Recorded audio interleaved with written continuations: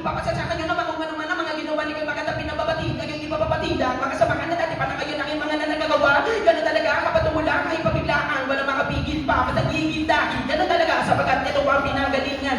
Donggalo, walang iba, freestyle lang aking kinakiligan. Ngayon inuman, nagamadamagan, sige, dyan tatagay na ako sa aking freestyle. Sana naman mga kapatid ay nagustuhan ninyo. Maraming salamat at kailangan makasya.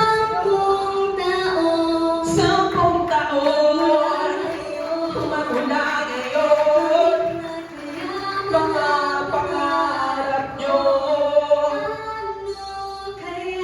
Ano kaya ang maghihintay?